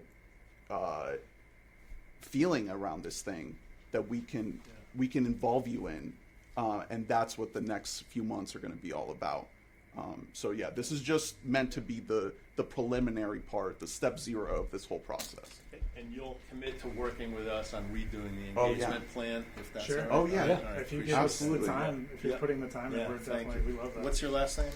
Calderon. So the community advisory panel you put together, I'd like to see that better advertised and maybe expanded a little bit. I think that was kind of put together hastily. I did not know anything about it. I know people that knew nothing about this it. meeting was that meeting. Yeah, so Oh, you were trying to go to the CAC? I had no idea that existed, I thought this meeting was that. Yeah, so I know people that have said that they were interested in it and never heard back, and so a little bit more outreach there to get more of the community together. I signed up at the last meeting and never did. Yeah, so what we need, also what we need to do is look at potential issues and how do we mitigate that, or how are you gonna mitigate that? And kind of really explain how, if there's an issue, this is what we're gonna do, this isn't a problem because of this technology, you gotta kind of do a better job with that. So, it's just the beginning, I know you've got the webpage out there, flyers to all the towns and to all the residents in town, that's easy to get to, you can just send a postcard flyer out saying this is our website, this is who we are, we'd love to talk to you, and these are some of the meetings, close-up meetings, and then add more to it if you And John's exactly right. I mean, truly, there is a large amount of people that do not do social media. They just don't in this town, and you don't know that until you start, when you mail things, and then you have 200, 100 people that show up to our town meeting to vote, and then all of a sudden you do I didn't know there was a mailer. town meeting, Right, then which you have we have a at the mailer, same time and all of every a year. sudden 800 show up for something, right? Yeah. Because these people they just don't. They're just not part of the. Madam Chair, if I could. So I mentioned on the earlier meeting that I believe there'll be more people lined up behind Wes and the guys. So this first project, we may be kind of tough on you, but this is going to be the template for other projects coming down. Because after July 1, I think there's going to be several coming out of the woodwork. And we have a lot of open, large, What open about you talk- lots what of about land. projects? More than July 1 is when it becomes live. So Is we it have to the- change the zoning? The EFSB side. When the plans are officially submitted July 1. So there's a dashboard with the state. So there will be more. And what keeps this project the same size? I mean, 5 years from now, it's gonna be different technology, so whatever you're selling us obviously is not what we're gonna get. Because you said 5 could be sodium, this or that, I have no idea what the technology is, but it's, and do we have do we get a guarantee that you won't ask for EPA exclusions if they're available? Like you stick with because they've become available for a lot of projects lately, and everybody's jumping on because they save money. I don't want to exclude the EPA rules because you're able to. And how long does this project last? Like, when does it sunset? When do you turn it back to trees and fields? Or in 5 years, 10 years from now, since it's this perfect spot, which you're hopefully going to give us a bunch of money for because it's perfect, you're going to, it's on the grid lines, those lines are going to get bigger, it's going to be more perfect, something bigger comes in. What stops this particular project from becoming bigger? Like, is this locked in at whatever square footage you said, or if 5 years from now we need another 10%, well, it just is what it is. And I'm assuming there's decommissioning bonding that goes along with this community agreement. So if for some reason you disappear, we're not stuck with a whole bunch of batteries that are being corroded. Is this money put in a trust to cover that at some point? Yes, and we have in our bylaws We certain have it in our bylaws, and percentages. hopefully. Yeah, well, our bylaws we don't don't know count, if you it's- just That I hope, hope right? you'll- So- Yes. Yeah, I remember Just that. the decommissioning. I guess first thing I'll mention is, even though this is a lucrative project, it's not an Amazon, so we are a little more modest. This development is truly more modest Yeah, than. but Amazon will go anywhere, you're on the line, you're on Right. the dot, right? Well, I just mean in terms of like all the all the potential money. It's not the Amazon, but it is a useful, lucrative project. The limiting factor is the capacity of the substation, and we are permitted to use that capacity. If there were future upgrades to the substation opening up capacity, we would have to go through the whole process again to access that capacity, including an interconnection agreement, including a state permit. And so, still at the same location, likely, right? yeah, I would think that like the likelihood is the footprint gets smaller over time, because even between like the mega block or the mega pack 2 to now the mega pack 3, which is what we're looking to specify here, the energy density has increased, so we can fit more on smaller. And then you add more, obviously, right? Well, that 150 is our upper limit, so we can't go past that because there's no. Well, what's the constraint? What takes off that constraint though? If the substation gets more capacity. So they're going to do that, right? They're putting everything everywhere. I mean, Definitely be more. they just went through an upgrade process. I'm not aware of any plans to do additional upgrades, but I do think that we would have to go through all this process again, and so we're bounded by the capacity. Anything that unlocks after that, this whole process starts over again if we choose to proceed with that. For transparency, the temporary substation on Snake Hill Road has been approved for a full-size substation. So there will be another new substation. That's a distribution substation. The one that they're tapping into is a transmission substation. It has no distribution on it. The one on Snake Hill is distribution? Yes. So what will be near it? Solar could be there. So how do we get a look at everything that's gonna happen in the town? You guys know what might be coming in. She's hinting So at a bunch of stuff that's coming in. Well, that's- Can we get yeah, like a that's the whole realistic, like, engagement. here's 100 of them instead of So- just Right. sneaking So out one? we get applications, so, developers come to us and they give us applications.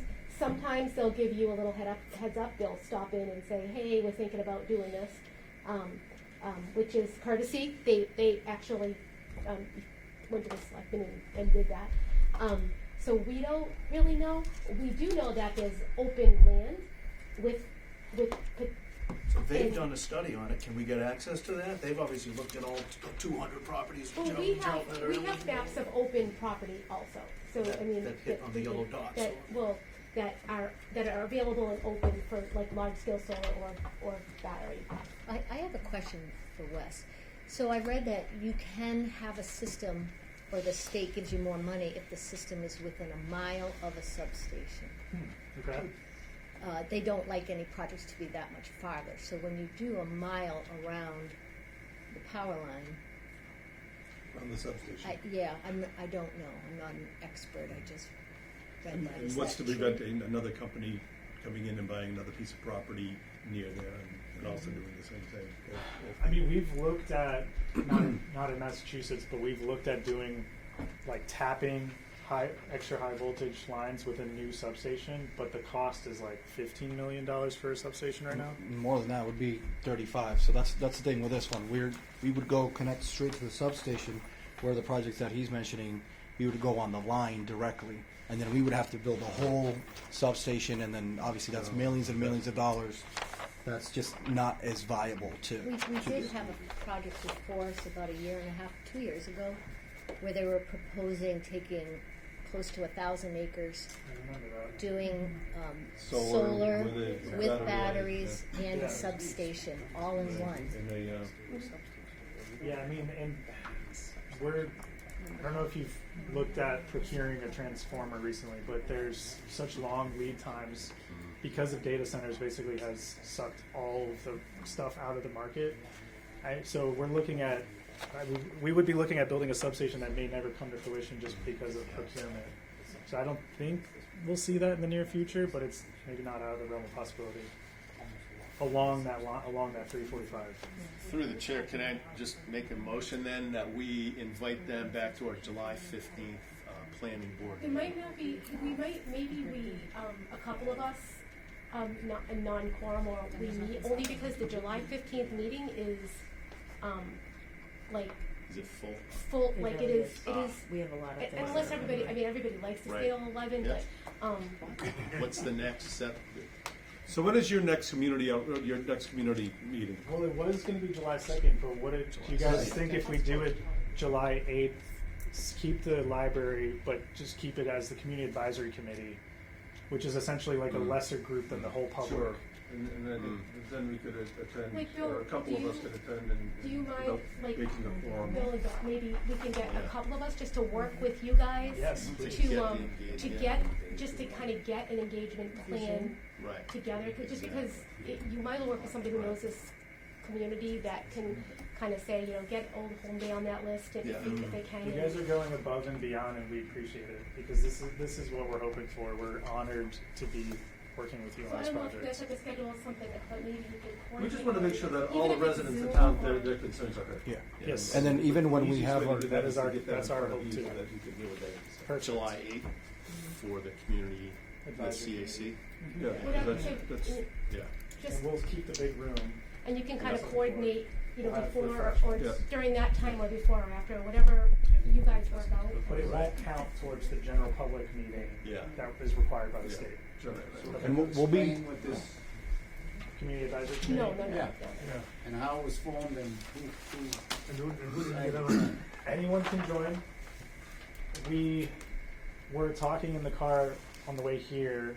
If maybe we want the community to lead us on that aspect. Like, do we formalize it and have them vote on things, or do we keep it just as a focus group?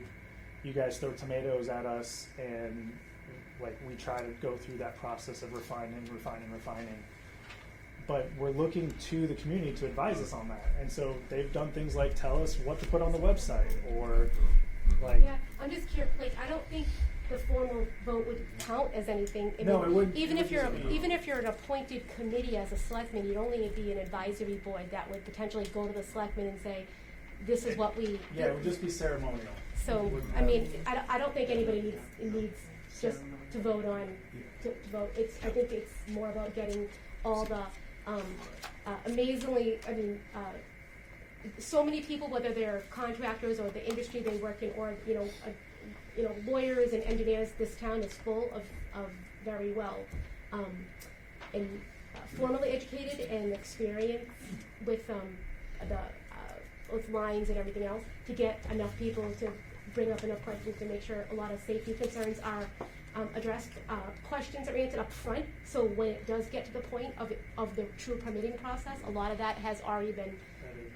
it's out, open And the main no goal of the surprises. CAC, to kind of answer, I think, give your question a little bit more context, is the end goal is to have a finalized benefit plan. That's the main goal. That by the end we can have all these meetings and discussions and whittle down exactly what it is the people of Charlton want in the benefit plan. We had about 10 people show up to the meeting, roughly. Yeah. But they're Just 10 random people, or People who've reached out to us, and Very rare. that we, some of the folks reached out to us on the website. Some of them met us at the town hall meeting. It's kind of been like this ball that's just like rolling. It's a snowball kind of thing. I have more of a business question for you. So you guys, the technology is going to change by the time you build this, but you must have a not to exceed number in your head on what this project is worth. Right. It's Yes. worth. So Totally. is it 50 million? Is it 20 million? Is it? Can you share that number? What do you think that number is?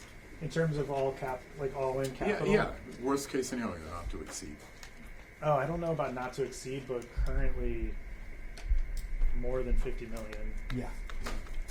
North of And 50 million. you make your money, your profit margins based on you buy from the utility at night or off peak, and then sell it back. That's part of Sell the it back business during model. the day at a higher price. So you've got a very thin. Yeah, profit and margin. that's lined out in the interconnection agreement with the ISO directly, and that's lined out exactly how that would be paid. Yeah, the Who would be contract. managing that system and that contract of selling, and there must be a system in place to be able to have the battery do the functions that it needs to do. And the third question, because this is a 5-year project. If 5 years ago, the average kilowatt cost for the ratepayer in Massachusetts was 20 cents a kilowatt hour.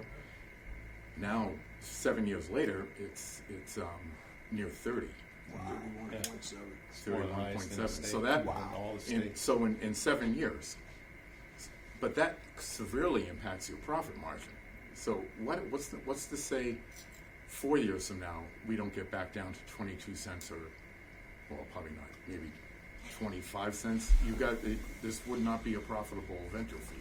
I mean, maybe if we saw, I would be surprised to see a collapse in price that start, because everything is telling us that like prices are expected to go up. Like winter load, like the use of electricity in winter, especially in New England, is increasing. People are using more heat pumps rather than oil or gas to heat their homes.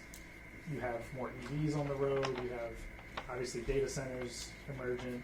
All of that is driving significant load, and Massachusetts is where, I mean, in New England, it's Springfield and Boston where all the load is happening in New England. Yeah. Like something beyond, I want to say 80%, 60 to 80% of all new load is coming online. basically in Massachusetts. Yeah, and the New England ISO and utilities are incentive, like they want to use these batteries because it costs them less money than having to send a guy out just in case, so they have to turn on the power plant and then he's getting paid $80 an hour to just sit there. So having these systems in place kind of gives them that relief as well. As one of the Backing the batteries off peak and selling it back. That's one of the things. We're also doing what's called ancillary services, which is essentially throughout the day regulating the voltage and the frequency of electricity on that substation. So basically doing microtransactions on like a millisecond basis, and just kind of like it's like a capacitor for the capacitor. back basically in the old days. capacitor. Yeah. Are they know gonna there's be a problem capacitor with that. banks on the site of some sort? Yeah, the substation and the additional substation includes some Regulation, the whole 9 yards. right. So there's switch yard. There's going to be transformer. They gonna be automated switches? Yes, and physical, like where if there's a trip. You'll be able to override the automation and switch it manually if you have. Right. So you've got that profit delta to be concerned with, and you have the political climate. Tell me more. The political climate in the state. We could end up with a different governor that has a different view on green energy. Yeah, that's 5 true. years is a long time. That's all I'm saying. It's I know. We're taking a gamble. It's definitely not in the bag. It's a gamble. So I don't know if this would be for you or more for the town, but obviously it sounds like we don't have a choice. We're just going to try and get the best deal out of us for us to kind of deal with the situation. But with that being said, when it eventually goes in, because apparently it's going to, that would meet nothing's guaranteed. But we're just my point is like, so that would meet the requirements of the state for their clean energy, whatever, for the time being. So here's the thing though, like, is there something that the town can put in place at that point? Because now we met that requirement that they can't come back as much as, like, you seem like nice people, like saying, okay, well, the land next to it, I want to piggyback and make another battery bank pack there that plugs into the first one that plugs into the power line. there isn't. We will never meet the state's mandate for green energy until there are no fossil fuels being burnt anywhere. That's their. But I mean, we as in the state. As in the state, that's their goal. That's their goal. One of the other, I've seen in the 3 or 4 years when you get to construction, Snake Hill isn't the biggest road in the world. There's a little bridge at the end of that thing, and you got Carpenter Hill. How many construction trucks are going to be running up and down that, and how long? It'll also be part of the process. Well, Yep. because the traffic light at Carpenter Hill and Route 20 is a disaster under normal circumstances. Yeah. So you got little tiny Snake Hill and Carpenter Hill. It's the only place you're gonna get construction equipment in there. Yeah. I mean, you would be surprised at where we can fit in and the conditions we can fit in. There is obviously a grade that limits There's a certain. little sign at Snake Hill, no trailer trucks. Period. You're not going up Snake Hill. It's not happening. Well, that's. Your front bumper will hit the road, you back up, right, you hit the other side. So, just to jump in here, something we've done with the solar projects is we'll work with the town to schedule all traffic patterns so that we're not impeding like any type of existing traffic, right? So if there's parents like lining up to go to school or anything like that, we would set up a schedule for the construction crew to not impede on any of it. Take it out at 3 o'clock or whatever, and these shift changes and, Yeah. like I said, those intersections are. Presumably, to build that substation and the equipment that's on that substation, they got to it somehow. And my understanding is Snake Hill was the route. So I think that I've we. done up and down Snake Hill, all of a sudden, there's a truck up there, and it's like, hi. I mean, yeah, we've done like flaggers, like that's been specified to have flaggers, or I think that transformer weighs more than anything they would have. Yeah, For it's Those battery packs, yeah, they're heavy. They're especially the mega blocks, which A few tons. So, have you done any of these projects in Mass before, or with ISO? No. So, in your experience, when you have the load breaks or automated switches, who is in control of that? What you've experienced, is it the regulating body that controls the transmission grid that's in control of that? Yeah. And the other side of that is the automation is supposed to open up if there's any issues. Yeah, there's a battery management system in place that is monitored 24/7 through basically insurance requirements. We have to have a responder, basically a manager, within a certain radius of Charlton to be able to respond to certain incidences, whether they're as benign as deer running around the interior or something more serious. So we have to meet certain standards of response times and things like that. But there is a battery management system that does a lot of the work autonomously, managing the temperature, the vents. Computerized. Yeah, computerized. Do we have access to some of the community agreements that they got in like Medfield and all that? Those are publicly available, and we'll make them available on our website as well, Carpenter Hill. And if we're gonna make an agreement with your company, whatever, should we also be keeping in mind that there's other companies coming in, we wanna have some sort of equity, we wanna make sure we're offering the same I type mean, of, you know? I'm sure that we will hire the best negotiators out there to make sure that we're safe, like the liability stuff, and that we're asking for the fair, all the fair things that. But you can make those available to us? Yes, sir. You can Google them. Oh, you can Yep. find them. I mean, But you said you'd put them on your company. We're going to do an overhaul of the website. I think a lot of information needs to be clearer, more available, and more detailed. Do me a favor, take out that part about how it's like a cell phone. Oh, a battery cell phone? It's Cell a phone cell battery? phone battery, because we're a little more advanced than that. Fair enough. Don't use any AI pictures either, you can scare people. Well, the one picture is hand drawn, the one little of Charlton, but AI did animate it. But yeah, And we have a 3D designer in our team that we took some drone footage of the site that in a few weeks or whenever we come back, we hope to have a video, kind of like a 3D rendering, so you can kind of see how it would look like. Yeah. Oh, yeah. Good. Yeah. We try to have as many visuals as we can to help bring the vision to life. so you definitely got more than you expected tonight, right? we So got, it was- no, this was awesome. Do we have any other, we'll be around, yeah, we don't want to impose on your time, so we're here for you. So July 8th, the CAC meeting, and you've got a room in the library Yes, scheduled. second And we'll Up make sure upstairs, we right, post right. that on Got it. our Yeah. website also, but I know that they'll do a better job of posting, but we'll make sure. We'll put it on the town website, we'll put it on the town Facebook. And we decided, and like, Planning board we are Facebook. the ones that kind of shot it out to our local community pages, because people are. We can send you a specific flyer if you want, so it's easier. You just post it. You don't have to write anything. Two local newspapers to an email that, to an email. believe it or not, newspapers are still read by a lot of people.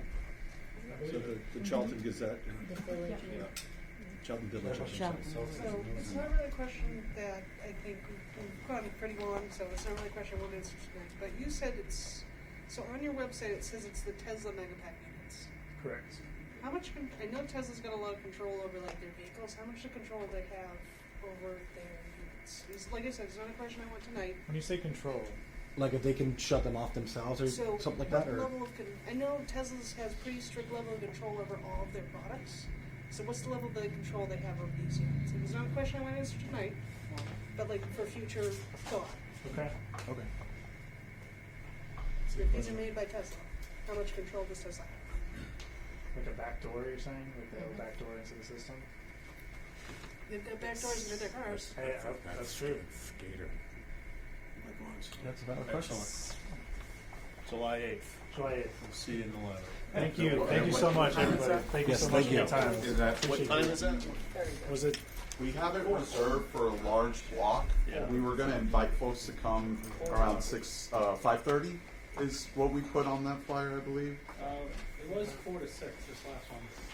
Yeah, this one was, but I'm talking about the one because there's a lot of people booking those rooms. So I'm just working with what they got on the booking. We can always. Oh, that's not accurate. We can always do the That senior booking center or website? the select board office, right? So if the library's not working out, we can always make it so, like, we have a pretty large seating area down. But you've already booked it. But Yeah, we since have you it. already have that, but in the future. Yeah, so I booked it. I believe the booking starts at 4:30. Yeah. But I wasn't telling people to show up until I think 5:30 is what we put on the flyer. Let's say 5:30, yeah. All right. I think I saw you with it. I think you had it on Oh, he's got it. on the bottom. Is it on the bottom of that one? Negative. Bill. Oh, I'm sorry, I have it on this one. The next one is at 5:30. They let us in. Wednesday at 5:30. Okay. That's fine. And agenda That's fine. number one That's will what be she- the that's- engagement I think Lori plan. The next one's Then Wednesday. maybe we open it up. Oh, the community outreach. We don't get that done. Are you gonna go to the community advisory meeting? Because I'm over there today and I'm Working with you. It's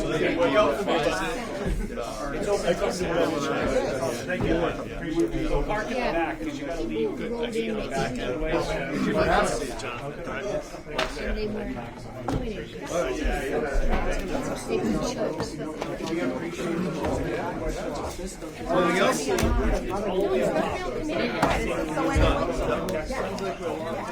I showed up today because I wanted to know. What's the next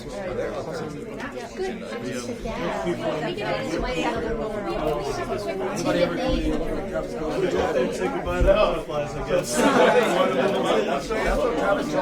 So excuse me, we still have a meeting going on here, so you guys could like move out to Work our way up.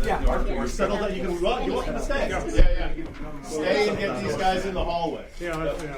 And move further down the hallway. Otherwise, thank you guys. Whoops. See ya. Bye, John. See you guys. Bye, Patsy. Bye. See you later. Bye, everyone. Bye. See this?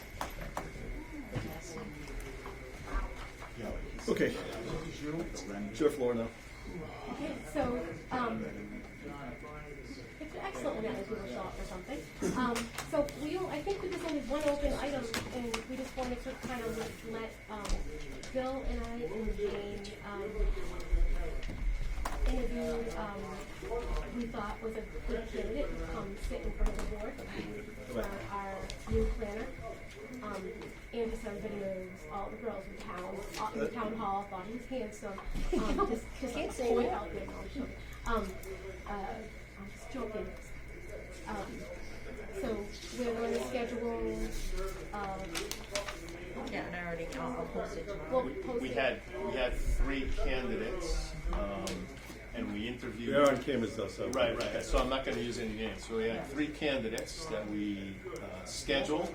2 we interviewed, and 1 dropped out of the running for whatever reason. So we interviewed these 2, and that's what Patsy is saying. We identified 1 legitimate. Seems to have a decent background with the resume. We'll share the resume with the whole. You guys already have one, but we'll share the resume. Yeah, I gave everybody a So you guys have the packet, just so you can come with questions. So it'll be like a standard scheduled open meeting to, you know. I'm available. Okay. That's at 10:30 in the morning. Yeah. June 10th. 10:30 on June 10th. Should be able to. Yeah, you have it in your packet.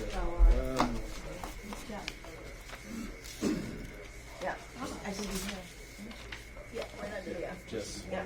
So Jane will post it and everything. I'll post it tomorrow. So we'll be all set. And so question-wise, we should have questions. I mean, I don't know if we have to bring formal questions. We already did the whole formal question thing. Did you do that? You did that today? Kind of did this. Yeah. Okay. So We don't have to come, I mean, bring your questions, Bring your questions, look that's at his, fine. look at his resume and come with your, whatever concerns you might have. Okay. Okay, sounds good. Is the alternate invited to Yes. participate in this? Absolutely. Please? Yeah. No, Her yeah. opinion matters too. So we want, you're like really on the board, but an alternate for, because we can't have no person. Special permit. But, so, you know, HR might be in there, I don't know, it's hard to public meeting Well, anyway, so it's. I mean, yeah, it's public, I Yeah. mean, Lynn's getting back, right, I think? She's getting on a plane today, so. Huh? She was getting on a plane today. Yeah. Okay. Well, so it's really based 100% on our decision, and then if the board is happy, then it would be pushed on to HR to do the backgrounds and all that kind of stuff that we normally do. And does HR look at recommendations? Do they call? Do they still do that? Call for references, or is that person working and I a think reference that might HR does that, yeah. jeopardize? And we can give her instruction on if you want anything, else, credit check number, I mean, whatever else that the standard. Is there anything else that anybody wants to add on the regular planning board update? No, but we are busy on the 15th. We have sorry about the Snake Hill Phase 3 permanent power. Power substation. Yes, is on the agenda, in Burlingame Road, reduced frontage lot. And Amazon does want to come forward with the flex drivers, which would be a full traffic study, full everything. And they want to sit down. Public hearing. Everything. They're gonna, Yeah. I'll get in touch with them. That's the So process. again, that'll be, Big change, Yeah, that's the process. a lot of drivers on the road. yep. Traffic study, though, it was pointed out to me that if they did a traffic study recently, which I did go by on Route 20, and I'm not sure if they had the count on 169, but we also have another distribution site on the Sturbridge line that is going to add, what was that, 1,000 Oh, yeah. trucks? Yeah. So that won't be in the traffic count. But that won't be in the current count, but they have to factor that in because it's a known entity in the Yeah. future. Okay, so are Just they like they aware had of that? factored in So we before, just yes. will bring it to their Yeah. attention Yeah. that, Yes. okay.